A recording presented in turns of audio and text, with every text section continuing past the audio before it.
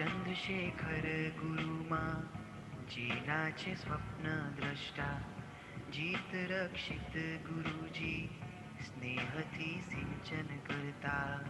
વિકસતી જ્યાં સદાય ગુણોની હાર માળા, એવી મારી તમારી તપોવન પાઠશાળા. શાસ્ત્ર સ્વાધ્યાય નિષ્ઠિત જ્ઞાનના જ્યાં જવાળા, એવી મારી તમારી તપોવન પાઠશાળા.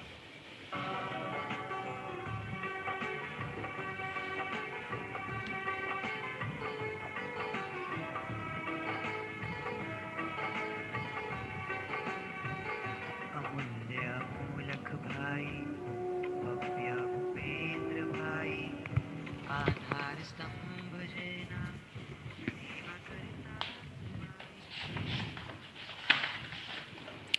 नमो नमो प्रणाम सातम चतुरी के प्रणाम गुरुजी। प्रणाम गुरुजी साताम प्रणाम છો गुरुजी। देव गुरु पसाय, देव गुरु पसाय, देव गुरु पसाय।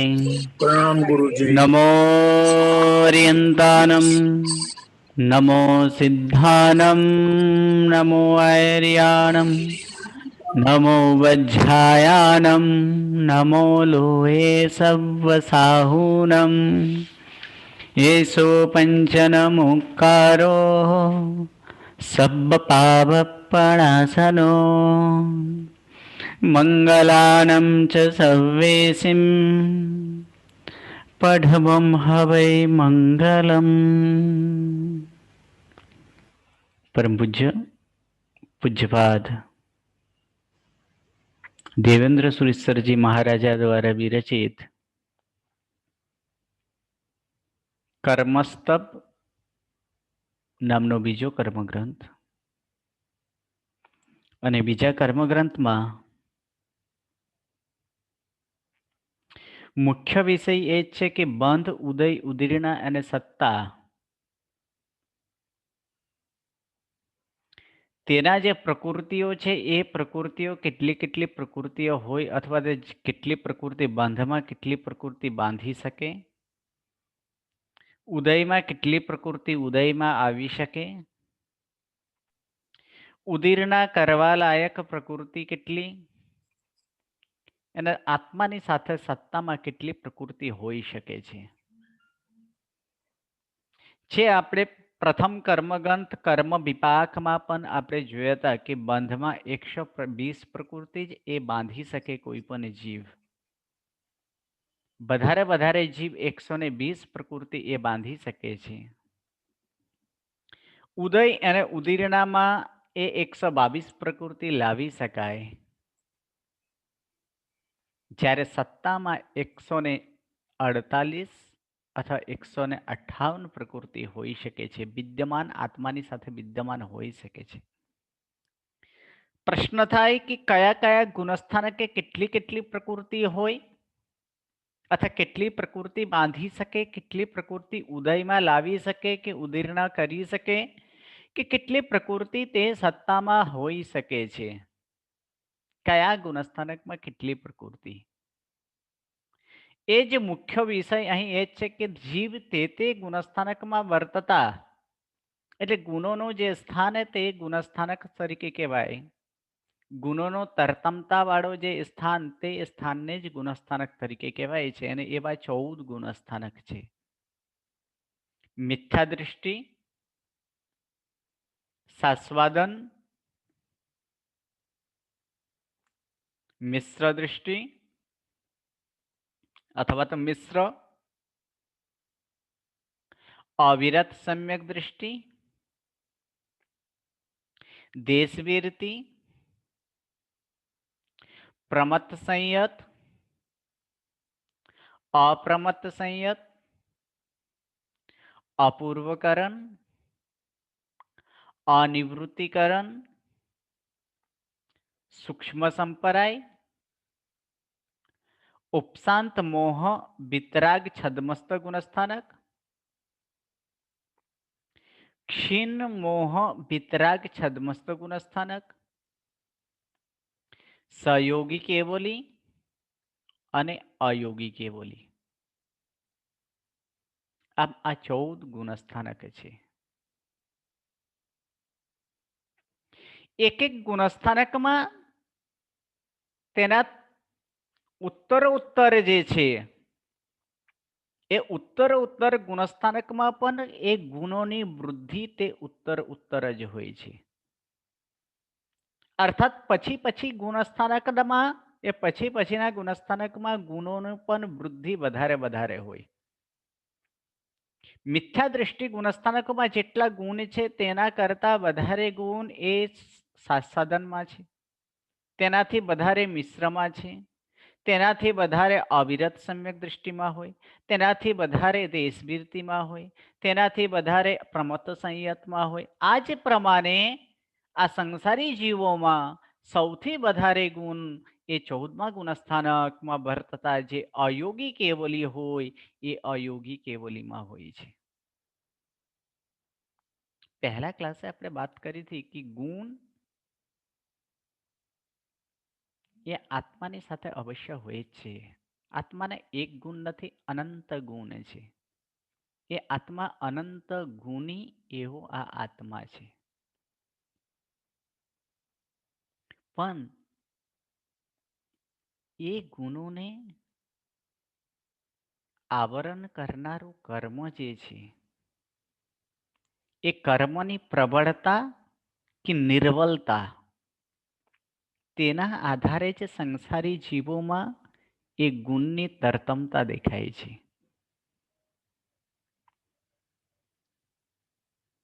જ્યાં આવરણનો પટ પ્રબળ હોય, ગાઢ હોય, તેમાં ગુણ અલ્પ પ્રમાણે હોય. જ્યાં આવરણનો પટ નિર્બળ હોય, અર્થાત આચ્છાદન અલ્પ પ્રમાણે હોય, તો ત્યાં ગુણોનો પ્રકર્ષ હોય છે, અર્થાત ગુણો વધારે હોય છે, ગુણ વૃદ્ધિમાં હોય છે. માટે એ સંસારી જીવોમાં અથવા એ સંસારી જીવો કર્મ સહિત છે. કર્મથી આવરણ કરાયેલું તે ગુણો છે અને એ જ ગુણોના તરતમતા વાળું જે સ્થાન, તે સ્થાનને જ ગુણસ્થાનક તરીકે કહેવાય. એવા 14 ગુણસ્થાનકમાં પ્રથમ ગુણસ્થાનક છે મિથ્યા દૃષ્ટિ ગુણસ્થાનક. આ મિથ્યા દૃષ્ટિ ગુણસ્થાનક અથવા તો મિથ્યાત્વ ગુણસ્થાનક પણ કહી શકાય. તો આમાં મિથ્યા દૃષ્ટિ અથવા તો મિથ્યાત્વ, તો સૌપ્રથમ મિથ્યા દૃષ્ટિનો વ્યાખ્યા આપણે જોઈ લઈએ કે આમાં બે શબ્દ છે. એક શબ્દ છે મિથ્યા અને સેકન્ડ શબ્દ છે દૃષ્ટિ. આ બંને શબ્દ ભેગા થઈને તે મિથ્યા દૃષ્ટિ બનેલો છે. તો મિથ્યા એટલે શું? તો મિથ્યા એટલે કે વિપરીત. મિથ્યા એટલે ઉલટી. મિથ્યા એટલે કે ઊંધી.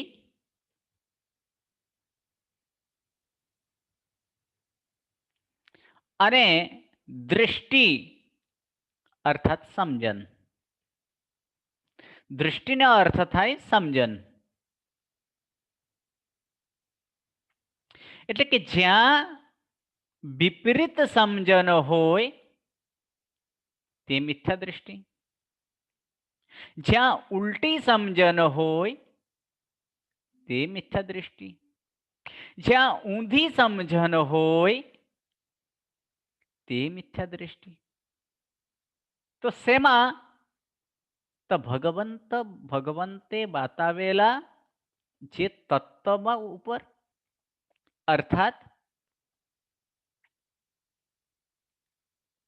જે સુદેવ સુગુરુ સુધર્મમાં એવા ઊંધી સમજણના કારણે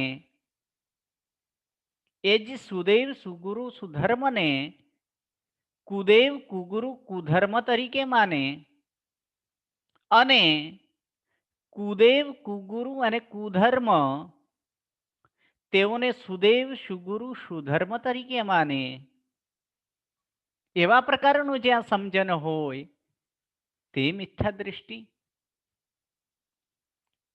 અને આવા જીવોનું જે ગુણસ્થાનક હોય છે તે ગુણસ્થાનકને મિથ્યા દૃષ્ટિ ગુણસ્થાનક તરીકે કહેવાય છે. બીજી રીતે જે મોક્ષ માટે હેય હોય તેને ઉપાદેય તરીકે માને, અને જે મોક્ષનો ઉપાદેય તત્વ હોય તેને હેય તરીકે માને. જે સંસારને વધારનારો હોય અથવા સંસાર વધારનારો જે હેય તત્વ છે તેને ઉપાદેય તરીકે માને છે. અને મોક્ષ સુધી પહોંચાડનારું જે ઉપાદેય તત્વ છે તેને હેય તરીકે માને. હેયનો અર્થ ત્યાગ કરવો, ત્યાગ કરવા લાયક, ત્યાજ્ય વસ્તુ, ત્યાગ કરવા યોગ્ય. એને ઉપાદેય એટલે ગ્રહણ કરવો, ગ્રહણ કરવા લાયક, જે આત્માને વિકાસ માટે અથવા તો મોક્ષને પ્રાપ્તિ માટે જેને ગ્રહણ કરવું પડે તે ઉપાદેય તરીકે કહેવાય. તો આવા હેયમાં ઉપાદેયમાં હેયમાં જે ઉપાદેય માને અને ઉપાદેય વસ્તુમાં જે હેય માને તેવા પ્રકારનો જે જીવ તે મિથ્યા દૃષ્ટિ જીવ. અને આવા મિથ્યા દૃષ્ટિ વાળા જીવોનું જે ગુણસ્થાનક તેને મિથ્યા દૃષ્ટિ ગુણસ્થાનક તરીકે કહેવાય છે. આવા મિથ્યાત્વ જે છે જુદી જુદી રીતે અનેક પ્રકારનો હોય. અને આ જીવોમાં આવા પ્રકારનો જે દ્રષ્ટિ છે એ મિથ્યા દૃષ્ટિ જે આવે છે એ કોના કારણે આવે છે? તો એના પાછળનો કોઈ કારણ હોય તો ત્યાં મિથ્યાત્વ મોહનીય નામક જે કર્મ છે એ મિથ્યાત્વ મોહનીય કર્મના ઉદયના કારણે જીવોને તેવા પ્રકારના દ્રષ્ટિ થાય છે. તેવા પ્રકારે તેને સમજણ તરીકે માને છે. જેમ કોઈક માણસ સ્વસ્થ માણસ હોય, એ સ્વસ્થ માણસને ધૂતરા જે છે ધૂતરા એક પ્રકારનું વૃક્ષ છે, એના ફળ જે હોય અથવા તો એનો જે રસ હોય છે એ ધૂતરાના રસને એટલે ધૂતરાના દૂધ જે હોય એવા તેને એ પાન કરાવવામાં આવે, એને પીવડાવવામાં જો આવે તો તે જીવની દ્રષ્ટિ જે છે એ દ્રષ્ટિ બદલાઈ જાય. એને કોઈ પણ પ્રકારનો સફેદ વસ્તુ બતાડવામાં આવે તો તેને હંમેશા પીળાશ જ નજર આવે. તે વસ્તુમાં દરેક કોઈ પણ ધોળા વસ્તુ હોય તો પણ તેને પીળાશ જ નજર આવતો હોય છે. તેવી રીતે આ મિથ્યાત્વ મોહનીય એ ધૂતરાનો પાન સમાન છે. જ્યાં સુધી જીવોમાં આ ધૂતરાનો પાન હોય, જેમ મનુષ્યની અંદર જ્યાં સુધી એ ધૂતરાનો પાનનો એક્શન રહે અર્થાત એને પીવડાવવાનો એ સમય એટલે પીવડાયા પછી એનો એ જ્યાં સુધી પ્રભાવ રહે ત્યાં સુધી તેને એ સફેદ વસ્તુઓમાં પણ એ પીળાશ જ નજર આવે છે. તેવી રીતે મિથ્યા મોહનીયમાં જીવોમાં જ્યાં સુધી આવા પ્રકારની મિથ્યાત્વ દ્રષ્ટિ જે છે એ મિથ્યા દ્રષ્ટિ એટલે કે મિથ્યા મોહનીય એ જીવની સાથે જ્યાં સુધી હોય ત્યાં સુધી જીવને આવા પ્રકારના વિપરીત જ સમજણ થાય. એમાં મુખ્ય કારણ જો કોઈ હોય તો એનો એકમાત્ર આ દ્રષ્ટિ જ છે. અને એ દ્રષ્ટિ એમાં મુખ્ય કોઈ હોય તે દ્રષ્ટિ દોષ જ છે. કે દ્રષ્ટિ દોષના કારણે જ તે હેયમાં ઉપાદેય તરીકે માનનારા હોય અને ઉપાદેયને હેય તરીકે માનનારા હોય, એ એકમાત્ર મિથ્યાત્વ મોહનીય કર્મના કારણે જ. અને આ જે મિથ્યાત્વ છે, આવા મિથ્યાત્વ જુદી જુદી રીતે અનેક પ્રકારે છે. અનેક પ્રકારના મિથ્યાત્વ હોઈ શકે છે. એ જુદી જુદી રીતે અનેક પ્રકારના થાય. મિથ્યાત્વ બે પ્રકારે પણ છે. એક મિથ્યાત્વ જેને અવ્યક્ત મિથ્યાત્વ તરીકે કહેવાય, અને બીજો જે એના ભેદ છે વ્યક્ત. તો અવ્યક્ત મિથ્યાત્વ કોને? જેને સમજણ ન હોય, સમજણ ન હોવાના કારણે તેના વિપરીત એવો જે બોધ થાય અથવા વિપરીત સમજણ મળે, અથવા સમજણ શક્તિ એટલે જેનાથી સમજી શકાય, જાણી શકાય, વિચારી શકાય એવો જે મન છે, એ મન દ્વારા, અર્થાત જેઓને દીર્ઘકાલિક સંજ્ઞા નથી હોતા, એટલે દીર્ઘકાલિક સંજ્ઞા ન હોવાના કારણે એટલે અસંગની જીવો તરીકે કહેવાય. અને એ અસંગની જીવો એટલે કે એકેન્દ્રિયથી માંડીને એવા અસંગની પંચેન્દ્રિય સુધી જીવો, અને તે જીવોના એ ગાઢ અજ્ઞાનતાના કારણે જે વિપરીત સમજણ આવે, તો તેવા પ્રકારના મિથ્યાત્વને એ અવ્યક્ત મિથ્યાત્વ તરીકે કહેવાય. પ્રથમ નંબર અવ્યક્ત, અર્થાત અસંગની જીવોને, અસંગની જીવ અર્થાત જેને એવો દીર્ઘકાલિકી સંજ્ઞા ન હોય તે. તો એવા ક્યાં સુધી? તો પ્રથમ નંબર છે અવ્યક્ત મિથ્યાત્વ. તો આવા અવ્યક્ત મિથ્યાત્વ જે છે, એ અવ્યક્ત મિથ્યાત્વ એકેન્દ્રિયથી માંડીને અસંગની એવા અસંગની પંચેન્દ્રિય જીવો સુધીના, એ અસંગની પંચેન્દ્રિય જે છે, એ અસંગની પંચેન્દ્રિય જીવો સુધીનો જે અજ્ઞાનના કારણે જે મિથ્યાત્વ, એમાં મુખ્ય કારણ તેના અજ્ઞાન છે. એ અજ્ઞાનના કારણે જે મિથ્યાત્વ છે, તે મિથ્યાત્વને અવ્યક્ત મિથ્યાત્વ તરીકે કહેવાય છે. અને સેકન્ડ નંબર મિથ્યાત્વ જે છે, તે છે વ્યક્ત મિથ્યાત્વ. અર્થાત જેને સમજણ હોય છતાં તેમાં વિપરીત એવા સમજણ, અર્થાત જેને જ્ઞાન હોય, અર્થાત જે સંગની પંચેન્દ્રિય જીવો હોય, જેનામાં સમજણ શક્તિ છે, દીર્ઘકાલનો વિચાર કરવામાં જેનામાં શક્તિ હોય, છતાં તેઓ જીવોમાં, એટલે સંઘની પંચેન્દ્રિયોના સમજણ પૂર્વકનો જે મિથ્યાત્વ, એ સમજણ પૂર્વકનો જે મિથ્યાત્વ હોય, તે મિથ્યાત્વને વ્યક્ત મિથ્યાત્વ તરીકે કહેવાય. અર્થાત તેનામાં સંઘની છે, દીર્ઘકાલિકી સંજ્ઞા પણ છે, અને દીર્ઘકાલિકી સંજ્ઞા હોવાના કારણે તેનામાં વિચાર કરવાની શક્તિ છે. શું હે, શું ઉપાદેય, એ બધું જાણી શકે છે. જ્ઞાન પણ હોય છે. છતાં જે આવા પ્રકારના મિથ્યાત્વ છે, જે એને એક જોયા પછી એને સંઘની પંચેન્દ્રિય જીવોના એવા પ્રકારના જાણવા છતાં પણ તેવા જે મિથ્યાત્વ, જેને એવા અજીવ આદિ તત્વ ઉપર એ હે અજીવ આદિ જે તત્વ હોય, એ તત્વ ઉપર જે છે, એ તત્વ ઉપર તેનો માનનારા હોય છે.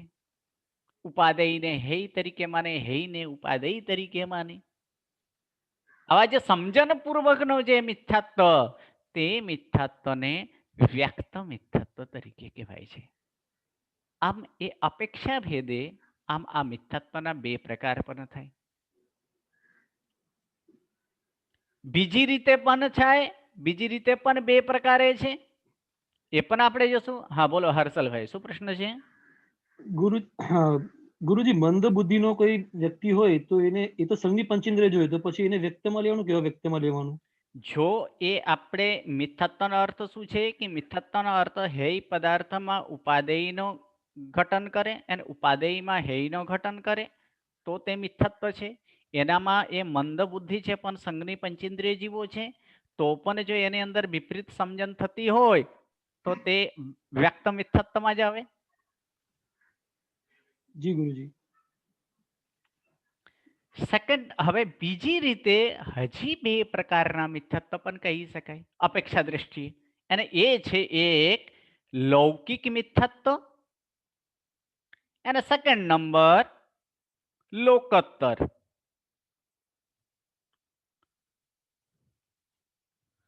આ લોકોત્તર મિથ્યાત્વ. આ પ્રમાણે પણ બે પ્રકારના મિથ્યાત્વ કહેવાય. હવે લૌકિક અને લોકોત્તર આ બે વસ્તુ પહેલા આપણે સમજી લઈએ.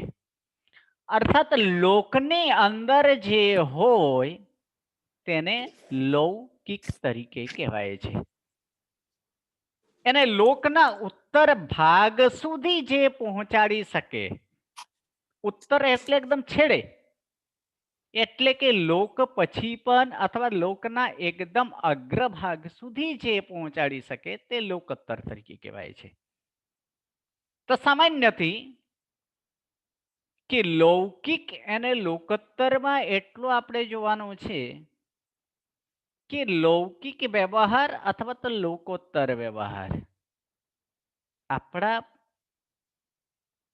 જે જીવ અથવા આપણું જે શાસન, એ શાસનના કારણે જ કહે છે કે જે 14 રાજલોક છે એ 14 રાજલોકમાં એકદમ ઉપર મસ્તક ઉપર કોના સ્થાન છે?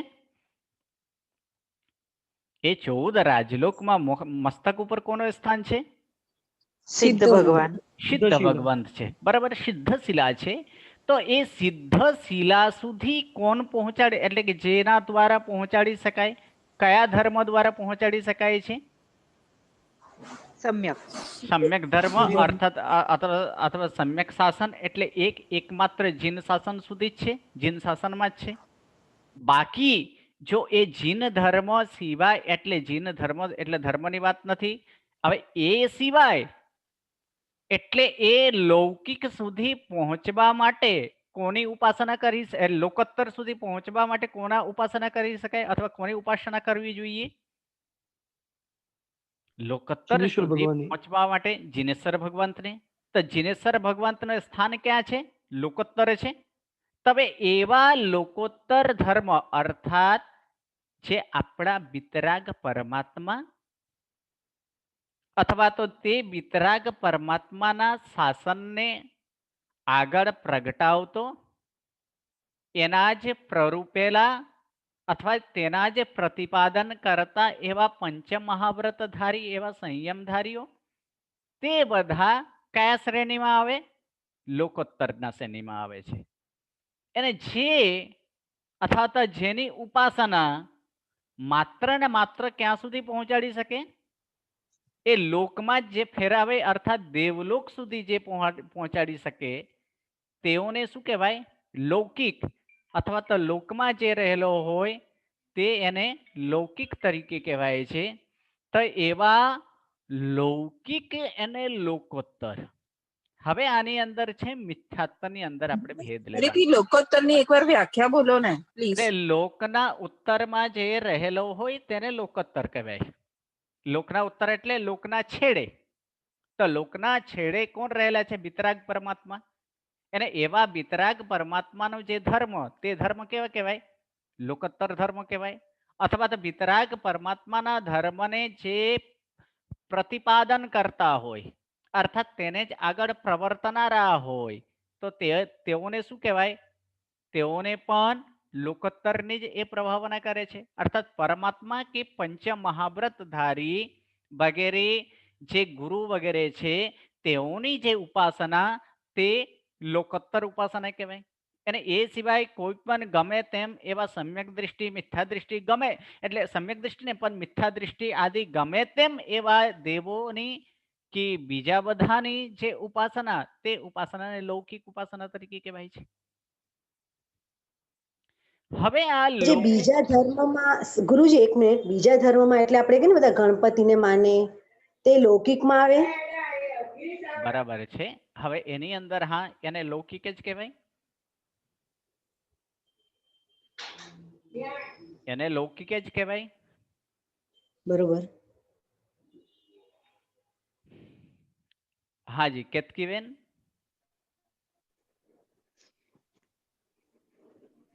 સર લૌકિકની વ્યાખ્યા બોલો ને. લૌકિક એટલે લોકમાં પ્રચલિત જે ધર્મ હોય તે, અથવા તો ગમે તેમ એવા દેવદેવીને વિતરાગ પરમાત્મા કે પંચ મહાવ્રત સાધુ સાધ્વી સિવાય બીજા કોઈની જે પણ ઉપાસના છે તે ઉપાસના એ લૌકિક.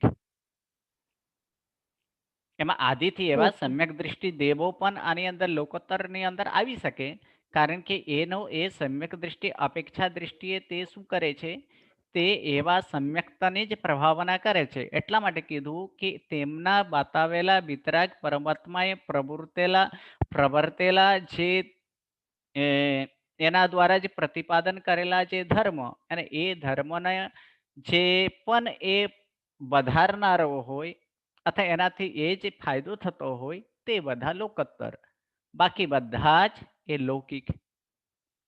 હવે આમાં છે મિથ્યાત્વની વાત છે કે લૌકિક મિથ્યાત્વ કોને કહેવાય અને લોકોત્તર મિથ્યાત્વ કોને કહેવાય. તો લૌકિક દેવોની ઉપાસના શેના માટે?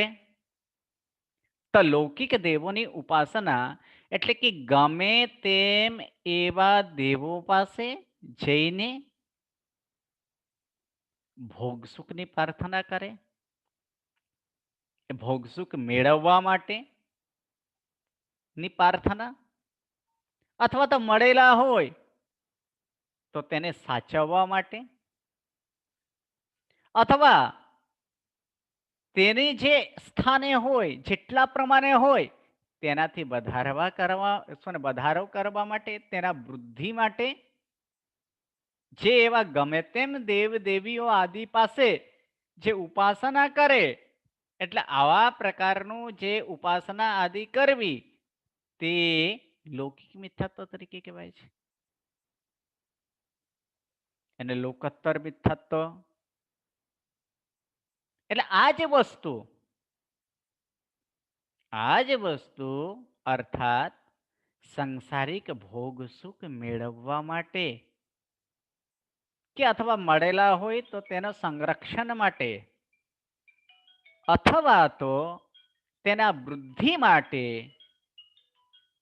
વિતરાગ પરમાત્મા કે સુદેવ સુગુરુ આદિનો જે ઉપાસના તેને એ લોકોત્તર મિથ્યાત્વ તરીકે કહેવાય છે.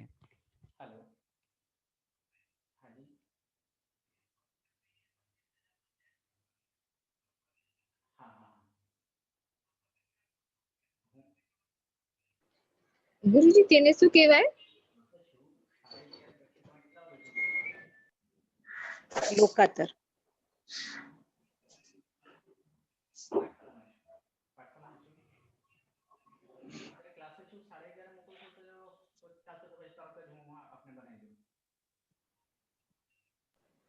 અવાજ આવે છે? કઈ નથી આવતો. હેલો. તો આવા પ્રકારના જે એ સંસારિક ભોગ સુખો માટે જો કોઈ પણ દેવદેવી પાસે ઉપાસના કરાય તો તે લૌકિક મિથ્યાત્વ છે. અને આવા જ સંસારિક ભોગ સુખો માટે વિતરાગ પરમાત્મા પાસે કે અથવા તો પંચ મહાવ્રત ધારી કે અથવા સમ્યક દ્રષ્ટિ દેવોની પાસે જે ઉપાસના કરાય તો તે લોકોત્તર મિથ્યાત્વ. આમ આ બે પ્રકારે પણ મિથ્યાત્વ થઈ શકે છે, એક લૌકિક અને એક લોકોત્તર. હા બોલો ગુરુજી. હા બોલો. હા ગુરુજી, મને આનંદ સમજાણું કે તમે એમ કીધું કે પંચ પરમેષ્ઠી પાસે સંસારી સુખ માંગે એ તો લૌકિક ના કહેવાય? ના, એ લોકોત્તર કોની પણ પાસે માંગે? પંચપરમેષ્ઠી પાસે આપણે પંચ- સંસારી સુખ તો નથી માંગવાનું ને ગુરુજી? હા, નથી માંગવાનું, એ તો માંગવાનું જ નથી, છતાં પણ કોઈ માંગે તો એ છતાં લોકોત્તરમાં આવે. એ લોકોત્તરમાં આવે. અને કોઈ પણ અચ્છા. દેવદેવી પાસે માંગતો હોય તો એ લૌકિકમાં હા. આવે. અચ્છા, તો ત્યાં એટલે મિથ્યાત્વ લોકત્વ, રાઈટ? એમને હા, લોકોત્તર, સોરી. લોકોત્તર મિથ્યાત્વ અને લૌકિક મિથ્યાત્વ. હા હા, એટલે અને જો અને આપણા દેવ દેવી હોય તો ગુરુજી એ પણ લૌકિકમાં જ આવે ને? આની અંદર આપણા દેવદેવી પાસે એટલે જ આદિ શબ્દ લીધા છે કે પરમ અચ્છા, ઓકે. વિતરાગ પરમાત્મા, સાધુ આ સુદેવ એટલે સુગુરુ આદિ. તો આદિથી એની અંદર અલગ અલગ અપેક્ષાએ ગ્રહણ પણ કરી શકાય, સમ્યક દ્રષ્ટિ દેવો પણ ગ્રહણ કરી શકાય આપણામાં લોકોત્તરમાં. એ આપણામાં સમ્યક દ્રષ્ટિ દેવદેવી અથવા તો જે આપણને આ લોકોત્તર ધર્મની જે સાચવન કરતા હોય એને એ કરતા હોય એટલે તેઓની પાસે ઉપાસના કરવી, તે બધા જ એ લોકોત્તર. એટલા માટે આ મિથ્યાત્વ શબ્દ એટલા માટે જોડેલા છે કે આપણા શાસનમાં ક્યાંય પણ સાંસારિક સુખ ભોગ સુખ માટે કે તેને મળેલા હોય તો તેના વૃદ્ધિ માટે અથવા તેને સંરક્ષણ માટે ક્યારેય એ માંગણી કરાતી નથી. અચ્છા. એક અને માત્ર ગુરુજી જો ધર્મની માંગણીમાં કરે તો, ધર્મની માંગણી કરે તો કે મારો હા, એક ધર્મમાં શ્રદ્ધા વધે, એ પણ મિથ્યાત્વ જ કહેવાય. ઓકે, એના પાછળના આપણે હેતુ જોવાનું છે. ઓકે, આ ઓકે. કરવી સાચી વાત છે, કરી શકો, પણ તમારે હેતુ એ ન હોવું જોઈએ, સંસારની ભોગ સુખ માટે હેતુ ન હોવું જોઈએ. કારણ કે આપણે જાણીએ છીએ કે ધર્મ શું આપે છે? પુણ્ય આપે. બરાબર, સંસારમાં રહેતા હોય તો ધર્મ શું આપે? પુણ્ય આપે છે. અને એ Right. પુણ્યના ફળ ક્યાં જાય છે? દેવલોકમાં જાય છે. બરાબર, એટલે ઉપર ઉપર ઉપર ઉપર દેવલોકમાં હોય. જો હું આની તો પુણ્ય કરું તો મને દેવલોક મળશે, દેવલોકમાં મને ભોગ સુખ સાધના આદિ મળશે. એના માટે હું ધર્મ કરું, એનામાં હું ધર્મ વધારું, એવા પ્રકારનો જો ભાવના હોય તો પણ તે મિથ્યાત્વ તરીકે એની અંદર જ આવી જાય. કારણ કે આપણે લાલસા કોનામાં છે? ભોગ સુખની અંદર દ્રષ્ટિ છે માટે. અચ્છા, એક એટલે પુણ્ય માત્ર વધારવા નહીં પણ મોક્ષ સુખ વધારવા, એટલે મોક્ષ રસ્તે જવા માટે હોય તો એ હા મિથ્યાત્વ નહીં ગણાય, પણ પુણ્ય હા વધારવા હશે તો એ મિથ્યાત્વ ગણાશે. ના, પુણ્ય વધારવા કે પુણ્ય એ મોક્ષનો પથદર્શક છે. પુણ્યમાં પણ છે, કારણ કે પુણ્ય સિવાય એ મોક્ષનો માર્ગ કોઈ નહીં બતાડી શકતો. માટે પુણ્ય તો જોઈએ જ. પણ એ અચ્છા. પુણ્ય જોયા પછી જો આપણે શું કીધું કે ધર્મથી મને પુણ્ય મળશે અને પુણ્યના કારણે મને ત્યાં આપણે દેવલોક જેટલું એ ભોગ સુખ મળે એવું જો કારણ હોય તો તે મિથ્યાત્વાદીની અંદર આવી જાય છે. પણ આના ઓકે. બદલે કે આ પુણ્યના કારણે મને સદબુદ્ધિ મળે, મારો સારો માર્ગ થાય, કે મને મોક્ષ માર્ગ મળે, મોક્ષ માર્ગ માટે આમાં માટે હું આગળ વધું કે મોક્ષ તરફ આગળ વધું, તો તે એ મિથ્યાત્વ તરીકે નથી આવતો. કારણ કે આપણો હેતુ, આપણું લક્ષ્ય શું છે? આપણે લક્ષ્ય મોક્ષ માટે છે. એને મોક્ષ જવા માટે સંસારી જીવોને એ પુણ્ય કાર્ય અતિ જરૂરી છે. ગુરુજી, બોલો. લૌકિક મિથ્યાત્વથી બી સંસાર વધે છે અને લોકોત્તર મિથ્યાત્વથી બી સંસાર વધે છે, તો ડિફરન્સ કેમ પાડ્યો બે વચ્ચે?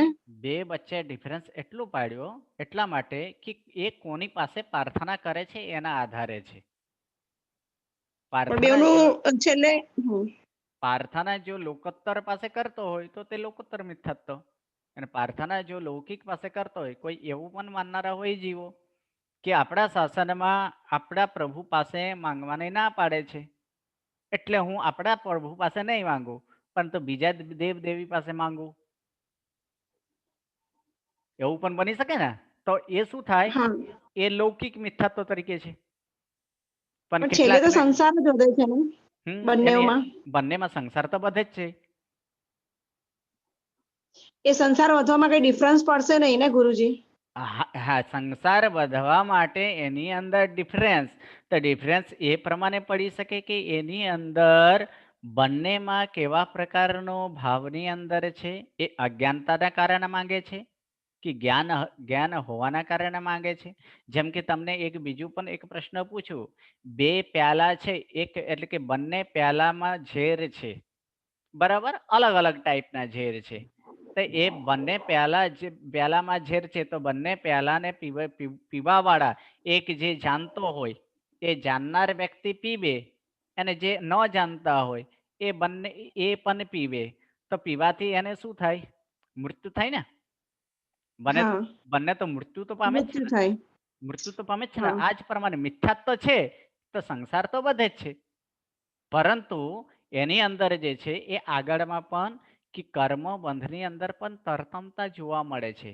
એ તત્વાર અધિકારે પણ જણાયેલો છે કે એની અંદર જે તરતમતા જોવા મળે ને, એની અંદર પણ આ પણ એક કારણ છે, જાણી જોઈને અને જાણ્યા વગર.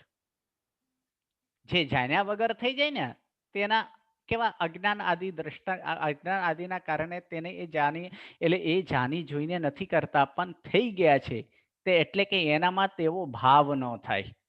અને જે જાણી જોઈને કરતો હોય તેનો ભાવ કેવો થાય? ખરાબમાં ખરાબ ભાવ થાય ને. હા તો એને વધારે કર્મ બાંધે ત્યારે, જે જાણી જોઈને આદિ કરતો હોય તો. વધારે ડૂબાડે. હા, એટલે કે એની અંદર કર્મનો રસબંધ જે છે ને, એ રસબંધ જે છે એ રસબંધ પ્રગાઢ હોય. એ પ્રગાઢના કારણે એ જાણી જોઈને વાળા એ વધારે બાંધનારા હોય છે. જી પ્રણામ. હાજી મેઘલબેન. ગુરુજી, આપણે પેલું વ્યક્ત અને અવ્યક્ત કર્યું ને, હમ, તો હવે આ વ્યક્તમાં જ લૌકિક અને અલૌકિક અને લોકોત્તર એમાં જ આવી શકે ને? કારણ કે આ આવી બે તો શકે. એક્ઝેક્ટલી સંજ્ઞની હારે જ કનેક્ટેડ છે ને. હા, આવી શકે છે. તો હવે વ્યક્ત મિથ્યાત્વના બે ભાગ ગણવાના આ, કે આ બે આપણે અલગ જ રીતે ગણવાના? ઓકે, આપણે મિથ્યાત્વને જુદી જુદી રીતે અનેક પ્રકારે કહી શકાય. જેમ કહીએ ને કે જીવ એક પ્રકારે પણ છે. કોણ? ચેતના વાળો જે હોય તેને શું કહેવાય? જીવ કહેવાય. જીવ બે પ્રકારે હા, પણ છે. કયા? સંસારી અને મુક્ત. સ્થાવર અને ત્રસ. હા, સોરી. બરાબર છે. અથવા સંસારી જીવોમાં પણ બે પ્રકારે છે, સ્થાવર અને ત્રસ. જીવ ત્રણ પ્રકારે પણ છે. કોના આશ્રયે? તો વેદના આશ્રયે. બરાબર, પુલ્લિંગ પુરુષ ભેદ, સ્ત્રી ભેદ, સ્ત્રીલિંગ નપુંસક. નપુંસકલિંગ. બરાબર છે. એના હિસાબે જીવ ચાર પ્રકારે પણ છે, ચાર ગતિના આશ્રય. એ જુદી જુદી રીતે છે ને. આ પ્રમાણે અહીં પણ આ મિથ્યાત્વને જુદી જુદી રીત બતાડે છે. આ પ્રમાણે પણ બે થાય, લૌકિક લોકોત્તર પણ બે થાય. હવે ત્રણ પ્રકારે પણ બતાડશે, ચાર પ્રકારે પણ બતાડશે.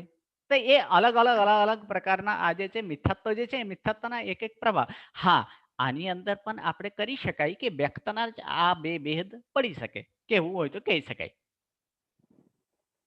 બરાબર. અને ગુરુજી, આમાં લૌકિક અને લોકોત્તર છે, તો એમાં એવું ખરું કે લોકોત્તર વાળા થોડા વધારે ઊંચા ગુણસ્થાનક હોય? મુખ્ય દ્રષ્ટિ તો છે જ, પણ થોડા બેટર છે એમ ગણી શકાય કે ઈ આની પોતાના અંદર ભગવાન કે ઓકે, સુગુરુ સુદેવ આગળથી? એટલે કે લોકોત્તર શું કહો છો? લોકોત્તર મિથ્યાત્વ કે લોકોત્તર ને માનનારા? કોના આશ્રય તમે કહો છો? સાહેબ ગુરુજી, આ તો એકચ્યુઅલી મિથ્યાત્વની જ વાત કરીએ છીએ ને, એટલે હા મિથ્યાત્વ તો ખરું જ ને આમાં. હા, પણ મિથ્યાત્વ તો છે જ. લોકોત્તરમાં આપણે સુગુરુ આગળ જઈએ, પણ અપેક્ષા કરીએ સંસારના ભોગની જ. ઓકે, અને આની અંદર કોઈક ના. વાર આપણે ગણપતિ બાપ્પા આગળ જઈએ અને કરીએ, તો બરાબર. એમાં બેઉમાં ફરક જોવા જઈએ અગર તરતમતાના હિસાબે, તો લોકોત્તર વાળું ઓછું જ ગણાશે ને? આ તરતમતાના આધારે ઓછું જ ગણાશે એ પ્રમાણે નહીં. આની અંદર લોકોત્તર મિથ્યાત્વ એટલે શું કે કોઈ એવા સમજણ, એને માની લો કોઈ આપણા ધર્મમાં નથી, જે લોકોત્તરને જાણતા જ નથી, એવા કોઈ જીવ આવીને ભગવાન પાસે માંગણી કરે. કોની પાસે માંગણી કરી? આપણે વિતરાગ પરમાત્મા પાસે. હા, વિતરાગ. તો હા, પછી તેને શું કહેવાનું? લોકોત્તર કે લૌકિક? લોકોત્તર. લોકોત્તર કે એટલે અહીં કોની પાસે માંગણી કરે છે ને એના આધારે આ મિથ્યાત્વ નક્કી થાય છે. એ બરાબર, સમજાઈ ગયું. ભલે એ આપણા શાસનનો હોય કે બીજા આપણા ધર્મને જાણતા હોય કે બીજા ધર્મનો હોય. એ જ પ્રમાણે લૌકિક પાસે જઈને તે આપણા એટલે જે જૈન ધર્મને માનતા હોય કે બીજા કોઈ ધર્મને માનતા હોય, પણ જેની કોની પાસે માંગણી કરે છે એ માંગણી જ